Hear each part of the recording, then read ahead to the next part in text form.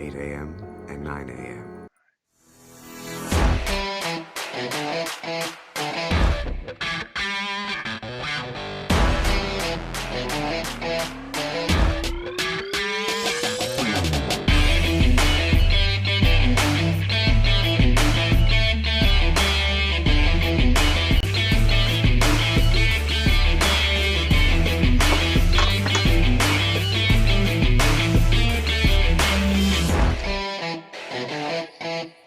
Good morning, everybody, and welcome to Monday, December 30th, 2019. That's right, we only have 2 more days left in the year 2019 and in this decade. And we have no more days left in the NFL regular season, the 2019 NFL regular season. It concluded yesterday with a number of fantastic games, including the very last one that ended just inches shy of Seattle winning. So, without further ado, I would like to once again, for one of the final times in 2019, welcome in my co host. He is Mr. Rhode Island. He is soon to be the mayor of Rhode Island. He is the king, the emperor, the sultan of Rhode Island.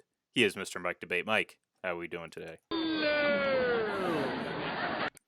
La la la. Maybe I can begin my Sultan type press Mm-hmm. conferences with a la la la's. It has a very regal feeling to it. It really and truly does. But no, thank you for the kind words, my friend. My appreciation is always there for you. And yeah, we are down to the nitty gritty when it comes to 2019. Unbelievable. Final 2 days of the year. Regular season in the books for the NFL, and what a way to finish. Some great games yesterday. Up here in Foxborough, it was not the ending we hoped for, but all is not lost, folks. All is not lost, and we'll get into that, I'm sure. My good friend and I will definitely be talking Mm-hmm. about that, but we don't want to neglect a lot, and we actually have some breaking news this morning, my friend. I know you've been looking at the wire, and I won't steal your thunder. I'll let you go ahead and have that, but breaking news on the coaching front and Yes. general Yes. manager front as well in the NFL. So some breaking news here this morning on FPC Radio Live. Yes, that's right. Someone else has written an article opining that Bill Belichick will go. No, I'm joking. I'm joking. That's a foolish article. I don't want to give any credence to. But no, the news you are talking about, of course, is Mr. Ron Rivera being hired by the Washington Redskins and Bruce Allen being fired, president of football operations being fired by the Washington Redskins. So for the Redskins, this is something that we've kind of been monitoring over the last week or so. Rumors over the weekend really started to pick up about the Redskins and Rivera's interest in one another. And look, this is a great hire for a team that needs some structure. I think we were, I don't want to say shocked, but a little surprised that he ultimately was the first one who got fired this season. I think we've been talking about for weeks. We've been talking about Freddie Kitchens, and we'll talk about him in a minute, and some other coaches about getting fired. And then, kind of out of the blue, the Panthers decided they wanted to move on from Ron Rivera. And in this case, it was more just in my opinion, a matter of it was just time for a new direction for both the coach and the team, and it wasn't so much an indictment on his abilities like it was for some of these other guys who lost their jobs. So that in my opinion is why it was a little peculiar at the time, but for the Redskins, this is a fantastic hire, and couple that with the fact that you get Bruce Allen out of the organization completely. Originally, they said they were going to reassign him, or they were going to take away duties, and he would have some sort of role at some point. But he is completely out. He has been he is no longer with the Redskins organization. So and that's something he's been with since 2009, and they have not seen much, if any, success since then. So, great hire, in my opinion, for the Redskins. I thought this could be a really good hire for the Browns to get a guy like Ron Rivera in there because he brings class, structure, and a certain amount of respect that not every coach garners. And he's a guy who, again, we talked about it on this show. He's someone who would bring his wife and daughter to work to set an example as to how to treat women in life. And it's one of those things, like those things add up, and that just kind of speaks to the type of person he is. So great hire by the Redskins, who really need a public image makeover, and he can certainly, and a football makeover. Let's not forget, they need to get better on the football field, and he can be both for this team. That's absolutely correct. And when you take a look at the Washington Redskins, and from a PR standpoint, absolutely. I mean, this definitely is a great look for them. It's a great hire for them. This is a quality human being, in addition to being a quality head coach. To me, the football aspect of bringing in Ron Rivera is huge. It changes the culture in Washington. There's been so much upheaval lately, a lot of difficulty with players buying in. It's a great market. It actually is a very passionate fan base and a I think a market that's ripe for something like that, Mhm. especially when you take a look at the NFC East right now, and the struggles that all those teams had with the Philadelphia Eagles essentially having a very up and down season and still being able to win a division championship. This is an organization right now that is primed for big things, and getting a guy like Ron Rivera in will not only attract free agents, it'll also help when it comes to the draft, getting guys to buy in. I really like this hire for Washington. Bruce Allen being gone from the front office is definitely addition by subtraction. I'm not going to sit there and start to, rag on these guys for losing their jobs. And, I mean, you Mhm. always look at a day like this that's extremely bittersweet. I always laughed at the guys that took victory laps on, Mhm. on days like this. I mean, from a football standpoint, we'll go ahead and make those arguments. And look, there are a lot of guys that just don't deserve to hold on to their jobs. No one's saying that, oh, well, you have to keep everybody in their position in order to be fair. But it's it's just it wasn't working in Washington, and they needed a new voice. They needed a new direction, and I think Rivera coming in gives them that new direction, both from a media perspective, from a personality perspective, and an image perspective, but most of all on the field. I think this vastly improves the Washington Redskins team. Now they just have to get the players and put them in place, and I think that they're going to build something. May not be this year, but down the line, I definitely expect to have Rivera have this team in contention, probably in shorter order than people think. Yeah, and look, I mean, this can only be viewed as a positive from where the Redskins are right now, and obviously with the conclusion of the season yesterday, we learned the draft order. For the first 20 picks or so, obviously the playoff teams have yet to be decided, and the Redskins have the second overall pick.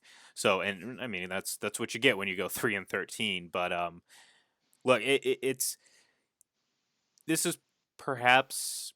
Well, look, I don't want to say it's their best hire because they did hire Mike Shanahan, and say what you want about him. He's had success in this league, but Right. Hmm. it's certainly their strongest hire since him, and and obviously Ron Rivera comes with some coaching chops, winning a coach of the year twice, having obviously coached the team to the Super Bowl. And you can see there's talent on this Redskins team. It's just, there was dysfunction from, top to bottom from the start of the season with Jay Gruden on. So it was. This is the first step in how they're going to have to, rebuild this thing, and going out and hiring someone like Ron Rivera is, a really good step because again, I thought he would be a really good candidate, say for Cleveland, who is in desperate need of a leader and not a first year play caller slash head coach. So to me, great hire by the Redskins. I think obviously they still have a lot of work to do. I mean, you can't just hire a coach and expect everything to be fixed. You have to make the right decisions. You have to make, so on and so forth. It's a long process, but this is definitely the first right step in that process. So, and speaking of the Browns, Freddie Kitchens, of course, was fired about 5 minutes after the end of the season, and this is something that yesterday on the preview show, on the morning preview show, I said that and this is something we've talked about. It feels like at nausea over the last Hmm. week or so, but this was a move that um, had to happen. I mean, again, I expect the Browns to get their next hire right? Probably not, but they did get it right. Admitting that they made a mistake because this was the only solution, and then I think he would have been gone regardless. I think last yesterday was just icing on the cake when you lose to the worst team in football. So, um, yeah, that's that's bad. I mean, again, you look at Baker Mayfield, 22 touchdowns, 21 interceptions. Every stat he had last year or this year was down from last year. the Browns' offense in general scored fewer points. They scored fewer passing touchdowns in the air, and this was after adding someone like Odell Beckham Jr. So there's a lot of issues in Cleveland. Freddie Kitchens was certainly one of them. Baker Mayfield could be another one. He has, in my opinion, this next season to, prove that, hey, maybe it was a little bit more on the coach, but he's certainly very much accountable in all of this. So it wasn't all on Freddie Kitchens, but there's no way that this team could have kept him as a coach and expected to move forward. And it was pretty clear from week one. Yeah, it was. I mean, you have players like Odell Beckham Jr. and Jarvis Landry telling players on opposing sidelines, "Come and get me." That's really a terrible sign that your head coach has no control over the organization or no control over what's going on, and you just can't run a team that way. And look, maybe Freddie Kitchens takes a year off. Maybe he gets a coordinator's job, gets a little bit more seasoning. He does have football knowledge. I'm not going to sit there and just like dump all over the guy say that he's impossible to hire and he's going to go into the abyss of NFL coaches. There's still sparks there. And I mean, he won the job for a reason. I think they saw something in him. They saw maybe a little bit of fire, maybe a little bit of aggression, maybe a youth movement that could possibly get this team going. But at the same time, when you're 2 or 3 games into the season and a team that has such high expectations is not even close to meeting them, that's a problem at the top. And these guys just never bought into Freddie Kitchens. There were too many personalities, I think, there for them to take him seriously and buy into this as a group. So you mentioned Cleveland not getting it right as the head coach. This is going to be a huge offseason for them. If they can make the right hire, they may still be able to maybe keep the glue together in Cleveland for a little bit longer and maybe give this unit a chance to play cohesively under a coach that they buy into. I think the chances of that are probably not as good as maybe Cleveland fans want to hope for, but they're not impossible. I mean, there's a guy out there with a hometown who might be looking for a head coaching opportunity this year in Josh McDaniels. Now, McDaniels has been very vocal about his like for Baker Mayfield. He's been vocal about wanting to coach a prolific offense like that. He's got 2 of the best wide receivers in the game that could possibly be complementary pieces there. That's one that intrigues me. I just don't know what Josh's plans are going to be. Every time we think we know, we don't know. So until the season is over, I'm not going to speculate, but that's a name that could be out there. And of course, there's going to be a lot of dominoes that fall today. We'll keep an eye on it at Full Press Coverage. You can definitely always stay tuned to our great websites, and the teams that you cover will have you covered in terms of what's going to happen today with the coaching carousel. But it's a great move for the Cleveland Browns to be able to cut ties after 1 year with a system that wasn't working. But now the pressure is on to get it right because you can't afford 2 disastrous hires in a row. This franchise may not be able to recover from that for quite a long time if that's the case. Yeah, because not only are you obviously risking screwing up another coaching hire, but at this point going into year 3 of Baker Mayfield at quarterback, you're risking ruining his, again, this is not taking blame away from Baker. He has plenty of blame to shoulder in this whole debacle that was the season. However, when it comes to your top overall pick, if you're still trying to figure out basic things in year 3 and you're still struggling with basic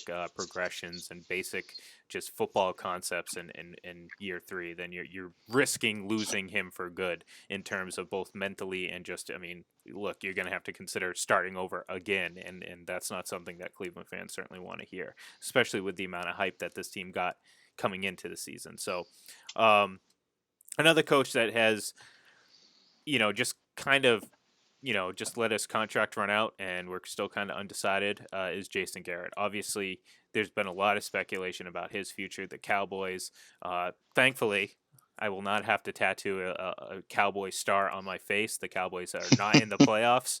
Not that I ever thought, the only reason I ever said that was because I felt fairly confident that this Cowboys team, regardless of making the playoffs or not, was not going to be able to advance far past the first round. So,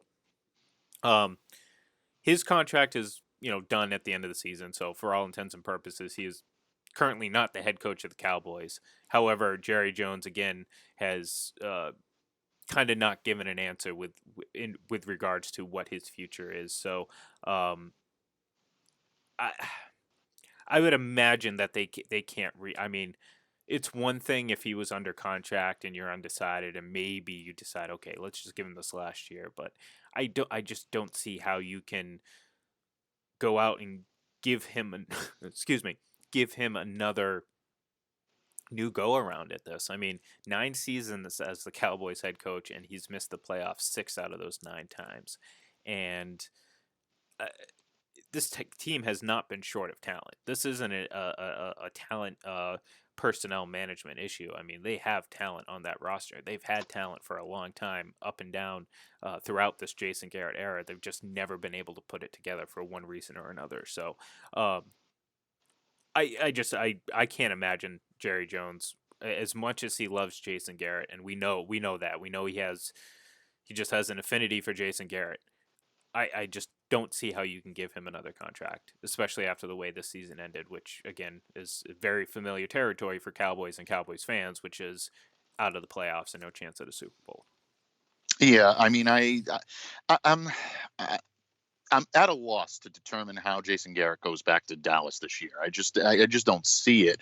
It's a situation now where I don't think that team's buying in. I don't think they have bought in. I think they had the talent to be the NFC East champion this year. They should have been with the season that they were having, especially knowing how Philadelphia was struggling early on. They gave them a chance to get back into it. Credit Philadelphia, who really fought and clawed at the end. I think that, you really have to give them credit for hanging around and knowing and seeing the opportunity, seizing it, and playing with the heart that Dallas just simply did not play with this year. So a lot of credit to Philly. I don't mean to make it seem like, oh, well, they were just gifted and handed it. They had to go out and take it. But at the same time, Dallas was in cruise control in that division. You can't let up that type of a division lead, not make the playoffs, and expect there not to be consequences as a result. So I do believe this is the year that Jerry Jones does move on. But again, it's a slippery slope. There is, I want to say, we said 0.0 last week. I'm going 95.5% today, simply because I don't know who's going to be out there that's going to be able to command the type of respect that Dallas locker room is going to need in order to buy in. So do you roll the dice and take your chances one more year with Jason Garrett? I don't see it, but it would not absolutely floor me the way that it would have maybe just last week when I was thinking about it and saying, no, there's no chance. I actually thought Ron Rivera might have been a decent fit in Dallas. I thought that would probably be one of the best hires that they could make, but obviously that's not going to happen now. So we'll see what happens in Big D, but going to be an interesting offseason in Dallas. Those fans are getting very, very frustrated. It's going to be a lot of pressure on Jerry Jones to make the right move here. Just basically it remains to be seen whether or not he'll do that. Yeah, and look, I mean, I know his character has been assassinated by the the goat, quote unquote, sarcasm, Aaron Rodgers, but Mike McCarthy is still out there, and I think we all agree that Ron Rivera is pretty much a good hire for any one of these teams. I mean, he's I think kind of the best free agent known commodity on the market right now. Although again, I can make a good argument that Mike McCarthy is, despite the reputation he earned or didn't earn. It depends on how you view things in Green Bay. I mean, obviously, I think there were some issues with his some of his play calling and all that, but I don't think it was all his fault, as it seems like his reputation was that was given to him, that reputation by people on his way out or before he got fired, that he was the biggest issue for the Green Bay Packers struggles. And again, we can sit here and argue about that till we're blue in the face, but he's still a really damn good coach, a Super Bowl winning coach, and a guy who would kind of fit the bill when it comes to giving a team a little bit more credibility or trying to coach a a team that needs some leadership. And perhaps he could be a guy in Cleveland that has that name, that has that bit of cachet, that could come in and kind of get and has an offensive mind too. Again, I think a lot of people have just heard it so many times that they've forgotten that he's a really good coach, a really good offensive coach. So perhaps he goes in and helps Baker Mayfield. Perhaps he gets these guys in line, and you know what, flashing a Super Bowl ring in front of them really helps. So we'll see, and I'll be interested to see, and that's something obviously we will monitor throughout the offseason as long as these coaches are unhired and these spots are vacant. So. Absolutely, without question. And you make a good point on McCarthy. That is definitely an intriguing name in Dallas. I think one that would fit. And again, like you said, he does carry that cachet and a Super Bowl ring that does tend to give you that type of respect. So we'll see what happens in Dallas. But yeah, I don't know. I'm having my doubts about whether or not Jason Garrett survives this day, or maybe a couple of days down the line. I think that we might be seeing the end of the Garrett era in Dallas. But again, you never know. Yeah, again, well, he could be clapping on the sidelines in no time. So, obviously, with the conclusion of last night's game, and it was a great game, great way to end the season. I mean, Sunday Night Football, Seahawks, 49ers coming down literally Yeah. to the very last seconds and, the last few inches of the field. Um, think about that irony. Marshawn Lynch returns to to not get the ball at the 1 yard line again. With the game on the line, I mean, you can't write You these can't things any script it. better. Yeah, You could not script like it. No one would believe it. like exactly. I mean, it's just the irony of it. And again, like we're gonna get into the Patriots here in a little bit. Obviously, we want to touch on all these teams, but excuse me, I apologize. I've been battling a little bit of a cold this last week, so I'm fighting through it, folks. We talk about the Patriots and the meltdown that some of the fans are having about some of the coaching decisions, and to allow yourself to take a delay a game penalty that close to the goal line at such a big situation with so little time on the clock is, I mean, that's baffling to me. I mean, that's what you call a horrendously bad coaching decision, and I'm talking about Right. obviously for the Seahawks because. Again, maybe you do hand Marshawn Lynch the ball on the 1 yard line there. We'll never know now. We really won't. I mean, we had an opportunity, and Chris Collinsworth even I think he said it. Obviously, being very aware of what he was saying, said there's no chance that we don't see Marshawn Lynch here, right? So. But at the end of the day, the Seahawks came up just short. And again, they say all the time this game is a game of inches, and in this case, it really was a game of inches because one turn in one direction could have been the difference between San Francisco being the 5th seed or them getting a first round bye and the Seahawks. So there's so many things that just played out in that 1/2 second or that 1/2 inch that it was just pretty incredible. So. I started talking about I was going to list the playoff matchups, but that game last night was just so exciting. I had to jump right into it, but we'll get back to that. So Saturday, January 4th, this upcoming Saturday, we got the AFC wildcard weekend. Buffalo is heading to Houston in what should be a pretty interesting matchup in my opinion. And to the surprise of many, people were shocked and awed and didn't know what to do because it's been so long. The Tennessee Titans will go to a place where wild card games don't ever happen. New England. Yes, that's right. New England will be hosting a wild card game. And folks, relax. It's not the end of the world. Truer words, my friend. Truer words. Yeah, for those of you that don't know, that live in the Foxborough area, there are teams that do have to play 4 games to get to the Super Bowl. It's very rare in New England. I know it hasn't happened in God knows how long. They haven't been to the wild card round since 2009. But look, it is possible. I remind you of a New York Giants team that did it against an insurmountable opponent in a Super Bowl that everyone expected a team to win. That team was your New England Patriots. Everybody knows what happened in 2007. Dagger to the heart every time I mention it. But now this actually could be a bright spot for New England Patriots fans to know that it is possible. All you have to do is catch lightning in the bottle at the right time. And for everyone that thinks that this team is done and can't play, and they just have no ability to hang with the team, I point to you just 2 weeks ago to the Buffalo Bills game. That's a very good team. The New England Patriots beat them thoroughly, both sides of the ball.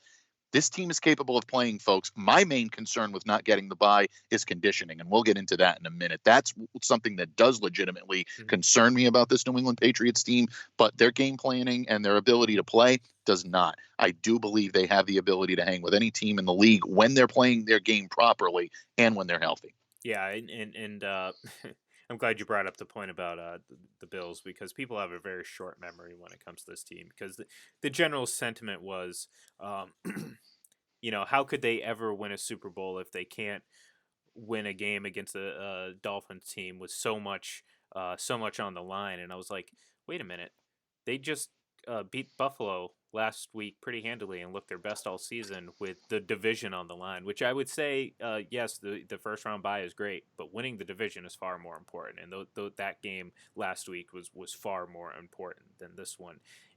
And I even said it too, like, people like, you probably know who I'm talking about if you follow my Twitter account, but there's certain people that, um, will come out and be like, oh, this historic defense, it's really not that great. Well, let's put it in perspective here. The Dolphins over the last several games are averaging just a tick under 30 points a game and over 400 yards of offense. That's not a coincidence. That's not a fluke. This is Ryan Fitzpatrick. This is Devontae Parker. And this is a team that we've watched evolve over this season, and we've sang the praises of Brian Flores for weeks now, and I think this is really starting to uh, look good on a national level to a lot of these teams because the Dolphins are playing better. They're playing for each other, and they came to play last night. I mean, let's just face it. They came to play and they beat the Patriots. It's not the end of the world. We've seen it happen before. The Patriots always played division opponents tough and all that stuff. But this whole idea that this defense is exposed or whatever, they held that team to 20 points, 10 points below their averages over the last 6 or 7 weeks. A couple unfortunate circumstances. I mean, Dolphins brought out how many? Four trick plays, and they executed on 3 out of those 4. Right. So again, was it the best game in the world for the Patriots? Absolutely not. Was it the worst regular season loss of all time? Certainly not. I mean, I just point to 2015, where I think the first round bye or the home field throughout was far more important because in the rivalry that was Peyton versus Brady, in that part of the rivalry, it was whoever Right. had home field won. In this case, the Patriots were going to have to go on the road anyways at some point. They would have to go to Baltimore, and they were going to have to play Kansas City. So what's changed? Okay, they got to play an extra game against a tough Tennessee team. Is it the end of the world? Absolutely not. And this whole idea that they've taken a step back, in my eyes, look, there's one thing that happened yesterday that will never happen again, and that was Stephon Gilmore had a awful, awful, awful game. Yeah. And I'm fairly confident. I'm fairly confident in saying that will never happen again, considering it's never happened before. So, and again, maybe you can argue one of those first 2 games or so with the Patriots early on in that year. I don't want to hear about that. I'm talking this entire season in particular. That has not happened. It hasn't come close to happening. So to me, it's a bad loss, yes, but certainly not the end of the world. And if you're sitting there counting out the 12-3 Patriots that are the 3rd seed right now, then I don't know what to tell you. Will they win the Super Bowl? I don't know. Do I think they still can? Absolutely. Why not? Why wouldn't they be able to? This whole idea that they've never had to, or they've never won a Super Bowl as the wild card is such a ridiculous notion because people say that like the Patriots have had multiple opportunities to do so. You said it yourself. They haven't been in the wild card round since 2009. So for the last 10 years, of course they haven't won a Super Bowl as the wild card because they've been so good. So why, people act like they're just given a first round bye, and now that they actually have to earn it, it's like, oh, they're now that they have to play Tennessee, oh my God, they can never do that. I mean, if they didn't have to play Tennessee, they'd surely be capable of going into Kansas City and Baltimore and winning those games. So, it's all kind of ridiculous to me, and it's kind of funny that we see people react. And this isn't just people that don't like the Patriots. This is Patriots fans themselves, and to me, it's funny, and I will always. I don't know if mock's the right word. It might be a little too harsh, but yes, I'll mock them a bit and kind of poke fun at it. Yeah, I think that that's valid. I mean, look, the Patriots deserve criticism for the way they played yesterday on both sides of the ball. Hmm. Stephon Gilmore was essentially beaten by Devontae Parker. I did not see that coming. No, You're no. absolutely right. I don't think anybody did. Credit Parker. He played a tremendous game, was able to. I was a little bit surprised by the way the Patriots defense game planned for a guy like Devontae Parker. This is a tough, big physical receiver that's not a pushover. And Gilmore has typically won these battles. I think that the man coverage was a little bit soft. I think they needed to play a little bit better in that regard.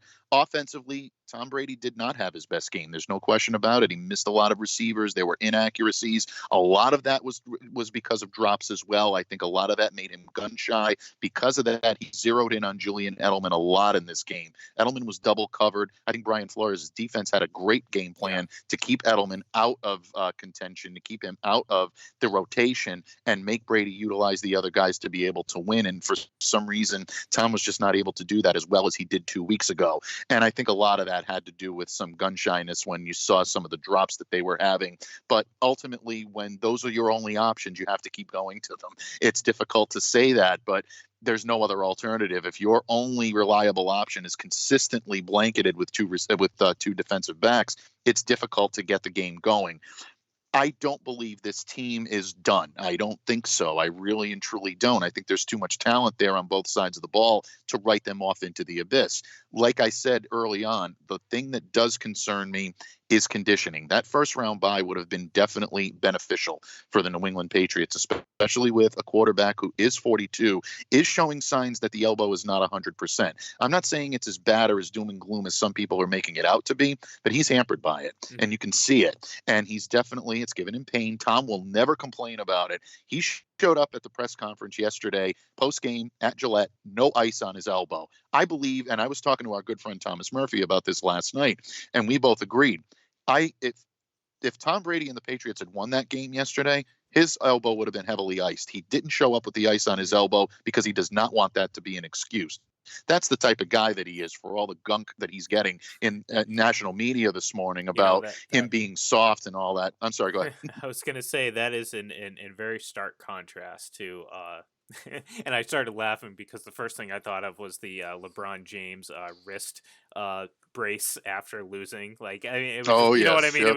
It was I'm not going to jump into it. If we had our guy Brian Snow on, we maybe. I was just going to say, Snowman is probably listening at this point, and he's going, absolutely. Yep, exactly. But yeah, no, case, I just wanted. I couldn't help myself. I couldn't contain my inner laughter, so I had to bring. No, let it out. It's great. It really is. Go ahead.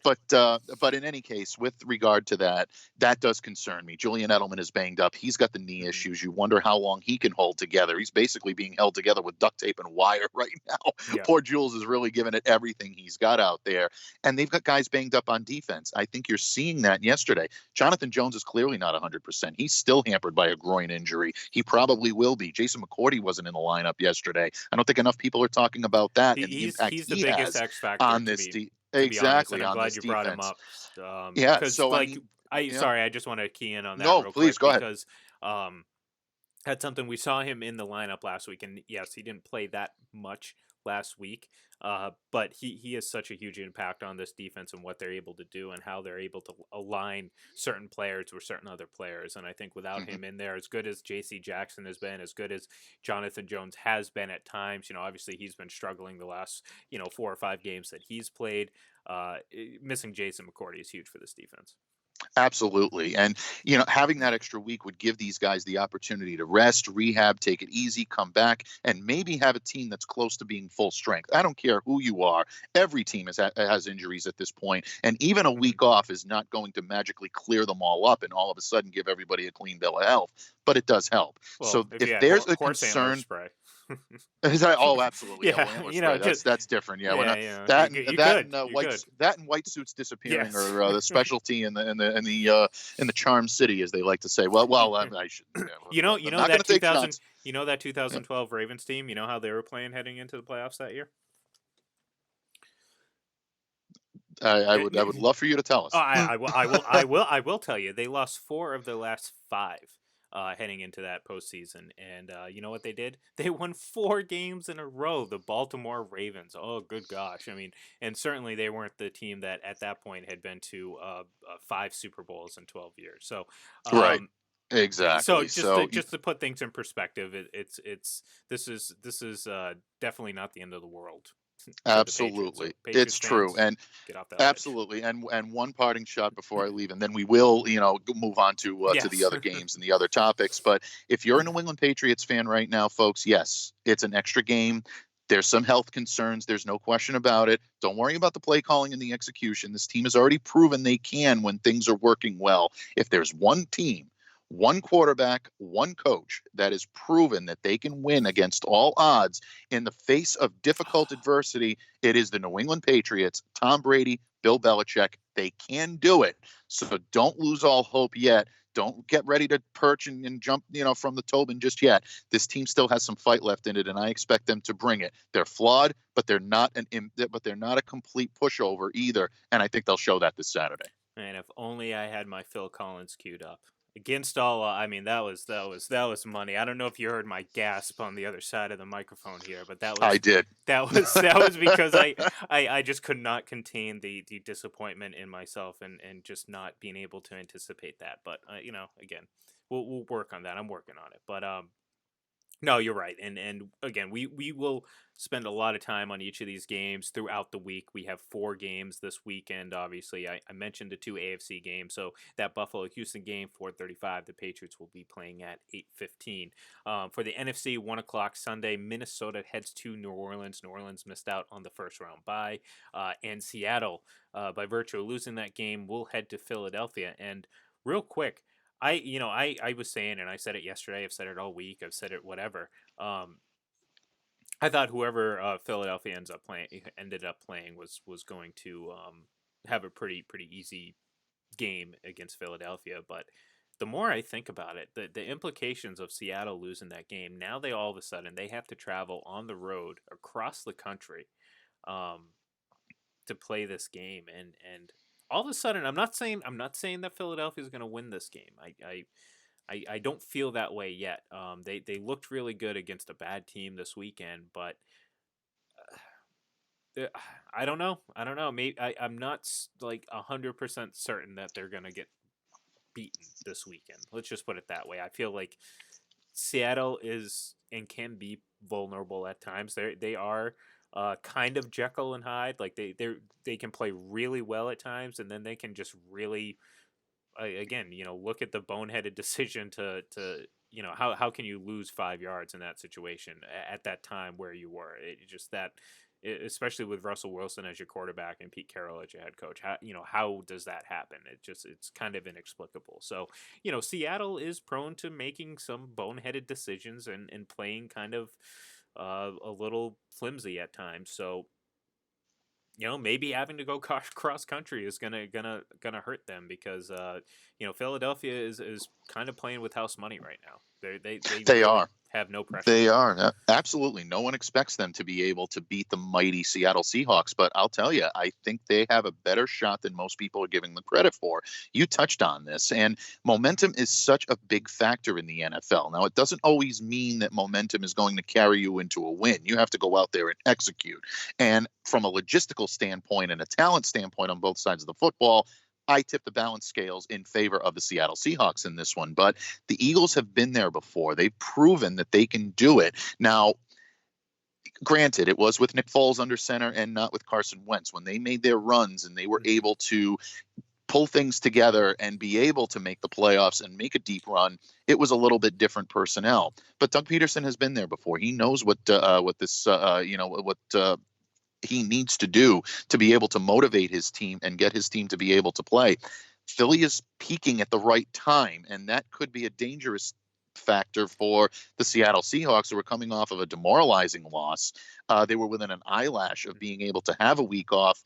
That can, put some difficulty on your psyche as well. And I don't believe that Seattle is, as people are going to say, oh, well, you just said about New England and that they're going to be fine. Well, I think the mental toughness on both teams is a little bit different in terms of the coaching, in terms of being battle tested. I think the Patriots balance out a little bit better than the Seattle Seahawks in this situation. But yeah, this is going to be a tougher game than most people think. Don't sleep on the Philadelphia Eagles. That team does have talent. They're playing with a lot of motivation right now.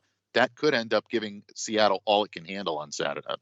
Excuse me, over the weekend. Yeah, and I, and kind of to your point is like, I think to an extent, having playoff and slash Super Bowl experience is a little bit overrated when it comes down to playing. However, and this is kind of to your Seattle point, because people are like, oh well, how do you know? These guys went to a Super Bowl.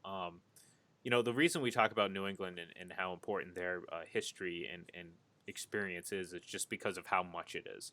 A Super Bowl, a lot of players have been to a Super Bowl and have gone on a playoff run. Doesn't mean they're all battle tested and know what to do every time the playoffs come around. However, when you have a team that obviously is perennially one of the last four or in the Super Bowl just about every other year, I think that experience is far more valuable than going on a run. Now 6 years ago. So, to Seattle, you still have to kind of form your own identity. They can't lean on that one Super Bowl championship as much as the Patriots can lean on what they've done over their history, because they Right. have so much of it. So, And it's more recent. Yes, it's far more recent. They've literally won 3 Super Bowls since Seattle won. So, so to me, I'm with you. I'm with you on that one, where Seattle doesn't necessarily get that benefit of the doubt when it comes to being able to, I guess, quote unquote, flip a switch and do the right things. Where I think a lot of us, doesn't mean that they're going to do it, but a lot of us feel New England, at the very least, is capable of doing so. And it wouldn't shock, or at least it wouldn't shock me, if they made it to the Super Bowl and if they won. And let's just say I'm ready to take my biggest victory lap in the world if that happens, because again, the amount of vitriol and intensity that I've got from both fan bases, both the ones that hate the Patriots and ones that love the Patriots, it's been interesting, and I'd be curious to see if Seattle gets that same sort of reaction from their fan base. Like, imagine if New England lost the way they did last night to San Francisco with that much on the line. People talk about, oh my God, losing that first round bye was crucial, and we mentioned it earlier. To me, the bigger game was the division on the line the week before, and the Patriots won, and they looked really good doing so. Would it have been nice to get the first round bye? Absolutely, but it's not the end of the world. In this situation, not only do you lose the division, you lose the first round bye, but you fall all the way down to a wild card and have to go on the road across the country. So if I were Seattle, and if you replace Seattle fans with New England fans, you got pitchforks on fire standing outside of Gillette right now, because, oh my God, Bill Belichick, how did they get a delay a game? Tom Brady's washed. He can't even read the clock. He must need glasses. Blah blah blah blah blah. So I'd be interested to see what Seattle fan base reaction is right now to that situation, because to me that is far more damaging. And you talk about people talk about the end of the Patriots run all they want, and it's like, well, that franchise obviously has their coach. They have a far younger quarterback with a lot of young pieces in place. But they're fine, and they're dealing with situations like this. So to me, it's funny. I don't put a lot of stuff. I mean, it's a tough loss for Seattle, and I'm far more concerned for them than I would be New England, just given their history, given what they've done recently in the past, what have you. However you shake it, I'm far more confident in the Patriots. But to me, Seattle might, maybe I'll talk myself into picking Philadelphia, maybe, because I did pick them at the beginning of the season to take on the Patriots in the Super Bowl. So technically, that is still alive. You know what else is still alive? The Patriots hosting the Texans in the AFC Championship game, and you know what? I'm going with it. I'm sticking with it. I will laugh all the way to the Super Bowl if that happens. So. Well, I saw a tweet from my good friend Joe Marino, who hosts Locked On Bills, and we've done a couple of crossovers, and Joe and I have developed a pretty good relationship. And he tweeted out yesterday, and he says, it's all fun and games, and everybody's laughing now. Just wait till the Patriots host the Bills in the AFC Championship game. And you know what? I just started to laugh, and I said, I would, yeah, exactly. And it's like, we looked at it, and I tweeted him back, and I says, there's no scenario I would rather see than this happen. Can you imagine imagine that type of atmosphere and just the collective head explosions that you'd see from 30 other NFL fan bases that would just be, completely completely discombobulated, I guess is the best way for me to put it. So that could be interesting, but like you said, it's one of those things where you have to play, these games and they have to play out. And AFC, NFC, I mean, no one's talking about the fact that loss by Seattle really, it forced New Orleans to play on Wild Card Weekend, and I don't hear the same outrage from New Orleans fans saying, "Oh my God, we got to play an extra game. Our quarterback's getting older. We really needed the bye. We've got to rest. We've got to do this. This is terrible. We're never going to be able to win the Super Bowl now." They're as confident as anybody. They believe that their team can win one extra game, and that's what we're talking about here, folks. So you know what? Let the games play out the way they need to. The good teams find a way to win, and they find a way to overcome adversity. We'll find out what all these teams are made of, including the New England Patriots, and it starts this Saturday. Yeah, and look, it's going to be fun. I'm excited. It's going to be a tough matchup, and throughout the week we're going to kind of focus. We only have 4 games this weekend, so we're going to have plenty of time to focus and really dive deep into each individual matchup and kind of see how things evolve throughout the week. And it's going to be a short one for the Patriots, who again, normally you're hoping to have this weekend off, but not only do you not have the weekend off, but you're playing Saturday instead of Sunday. So a quick turnaround, and you know what? Look, winning a Super Bowl is not easy. So all these teams are going to have to battle some adversity. The Seahawks, the Eagles, every team that's participating in this wild card weekend. So, and that's what we're going to do throughout most of the week. I do want to touch on a few things before we move on. Kind of news and notes, little tidbits about this season. And we talk about the poetry, the symmetry, you couldn't make this up type of story in the NFL. Jameis Winston. I knew you were going there. The guy, I mean, if any real human has ever embodied how I play in Madden, it's Jameis Winston. 30 touchdowns, 30 interceptions, 5,000 yards, and seriously, you could not write this any better. His final... jeez. Siri. You thought I said Siri. I didn't say Siri. But you could not write this any better.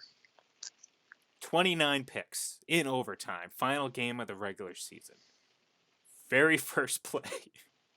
You throw a pick 6. And I'm sitting there thinking, literally, the greatest comedian in the world could not write that bit and think that it was realistic to sell to a crowd. I mean, it's undeniable that the arm talent and his ability and what he's capable of doing. But it's so far overshadowed by just the predictable it's almost comedy. It's like, all right, how many picks is Jameis? Like, people were counting. It's like, okay, it's like, he needed 3 picks to throw 30 or whatever it was. And no one thought he wasn't going to do it. Like, he's like we brought up Bizarro World last week. He's the Bizarro Tom Brady. It's like, you need 3 touchdown passes to win a game. Right. Guess what? You expect Tom Brady to do that. You need 3 interceptions to break a record. Oh, you better believe that Jameis Winston is going to do that. So, And look, the irony of it is too, and we don't know this yet, what his future is with this team. I know they said that they were leaning towards obviously wanting to have him around another year. He really hasn't done. I mean, I think he's thrown 8 interceptions since that speech 3 weeks ago, or that comment 3 weeks ago. If this is the end of Jameis Winston, and again, talk about poetry, talk about symmetry, talk about bookending your career with one team, with your first and very last pass being pick 6s. That's I mean, again, if right off the bat, he told you exactly who he was. Very first pass of his NFL career. This was a pick 6. So I look, I'm not laughing at their struggles. I mean, I want, obviously you want to see these guys succeed, but at a certain point, you got to figure they are who they are. I don't think all of a sudden Jameis Winston's going to become a guy that throws single-digit interceptions or 10 or 11 interceptions a year. That just it just seems impossible at this point. So, be interested to see what they do. Yeah, it will. It really will. I don't necessarily believe that his future is going to be in Tampa Bay. I think that there's probably going to be a switch, and I think there will be a Mhm. change. I think that's inevitable for a lot of reasons. But that being said, I think that there is still talent there. So I don't look at this as the end of his NFL career, but it may be the end of the line for him in Tampa Bay. And yeah, just it's funny, for all the stuff that we give ESPN, they did have a great tweet after the game where the 30 for 30 Yeah. account tweeted out and says, "This is not the kind of 30 for 30 we want to see," and it's true, it really isn't. You don't want to see 30 touchdowns, 30 interceptions, go for a guy's stat line, but ultimately, I mean, there's talent there. I think there needs to be some development. I think there needs to be a lot of maturity. Mhm. He's still a young guy, and he's still a young quarterback with an enormous amount of talent. So, in the right situation, maybe he can right those wrongs, and something can happen where he can go on to have a pretty productive career. Because it is a situation where the talent is there. It's just a matter of bringing it all together. Yeah, and again, sometimes you just need a fresh change, and who knows? This isn't a situation where he's the guy. He's going to be the guy who takes the blame. I mean, Bruce Arians is their guy. They're not going to put anything of this on Bruce Arians. Right. James Winston has been there. He's been this guy for a while, so he deserves the blame. And perhaps maybe it is time for him to move on. Where's a good landing spot for him? I don't know. That's something we can talk about in the off season, and perhaps maybe not, depending on how these things play out. But um, I did think it was very very very very fitting that just happened the way it did, and it was almost very very predictable too. You know what I mean? Like Yeah. it seems so obvious, although it just seems so I don't know. It's so hard to describe just the phenomenon that is that. So other little tidbits was Christian McCaffrey. We talked about the Panthers earlier. Right. That's probably their only lone bright spot, but led the NFL 2,392 yards from scrimmage, and that is second only to Marshall Faulk and Chris Johnson in NFL history. So, um, look, I think we all believe that Lamar Jackson is hands down MVP. We know how hard it is to get a unanimous MVP in this league. I mean, hell, Brady's 2007, he didn't even earn a unanimous MVP. So I'm starting to think that guys like McCaffrey and perhaps Russell Wilson might even get a vote, or there's always someone who's going to vote like Michael Thomas or someone. So I Yeah. don't think that Lamar's going to be the unanimous MVP. I think he very well deserves to be. I just think this is how this voting goes, and when you have 50 people voting on this is generally what you're going to get. You're going to get one person that's kind of going outside the box, and that's just how it is. So, and maybe Christian McCaffrey is one of those guys that gets a vote here and there, because remember earlier in the season that he was kind of one of those candidates, if not the leading candidate at one point to be the MVP. And of course, team success did not follow, so he kind of fell off the wayside. But his personal production did not. So congrats to him, and he's a hell of a player, and good, good for them. And that's a building block you can build around. I mean, they have a lot of questions, obviously concerning their head coaching position and Cam Newton, but we'll see how that plays out. At least they have. A explosive piece on offense to build around. So, anyways, this whole week, like I said, we will be breaking down each and every one of these games, really diving into it and kind of getting into the numbers. Hopefully, as we find things out, we get news on injuries, all that stuff. We will we will obviously keep you all up to date. And look, we're maybe we us and Patriots fans and Bills fans can come together and hope and just do that little emoji handshake online and just be like, look, Patriots Bills AFC Championship game, let's make it happen. Let's make it happen. And you know what? The only reason I'm sticking with Texans Patriots is because I picked them before the season began, and it would just give me another opportunity to gloat and brag. So I will stick with that. But don't get me wrong, I am all for that scenario where the Patriots host the Bills in the AFC Championship game, and Kansas City, Baltimore, Houston, all those teams are just at home watching. So let's hope, Mike. Let's hope. Maybe much to the chagrin of Chiefs and Ravens fans out there. Too bad. Well, it's let what's them going to have their happen. victory lap right now. We'll see how the playoffs all shake out. Listen, they're the top 2 seeds in the league. They're expected to take care of business. Those are the 2 teams that are expected to be in the AFC Hmm. Championship right now. We'll see if that's the way it plays out. But just remember, keep your friends close and your enemies closer. I like the idea of that handshake emoji up there, the one from Predator. Arnold and Carl Weathers locking in I like it. that bro man shake. That just is unbelievable. You'll love it. Single-handedly, Yep, single-handedly ended the Cold absolutely. War. It did. It just absolutely did. There's just no saying, question just saying. about it. Yep. That and obviously, So of course, Rocky Four. And basically, Rocky Four, anything yes. anything Sylvester Stallone did in the '80s had some sort of uh, Soviet Union undertones and U.S. versus USSR type implications. So, of course, Yeah, without thank you, question. And it Sylvester did. Stallone. Yes, But for ending with the that Cold said, War. My with paisan. with that said, tomorrow is New Year's Eve. It'll be the last day of 2019, and we will be here bright and early 8 a.m. just like we are Monday through Friday every single week of the year. So, Mike, it's been a pleasure. I know we're gonna have a lot of fun this week talking football. So, folks, join us. Like I said, tomorrow starting at 8 a.m. on Sportscaster, on Full Press Radio Live, YouTube, Twitter, all that fun stuff. In the meantime, follow me on Twitter. It's at IGLEN31. He is at MDABATEFPC. Wow, I was struggling with that one today. Follow it on Twitter. Follow our show on Twitter. It's at FPC Radio Live. We will see you tomorrow morning, bright and early. Have a great day, folks.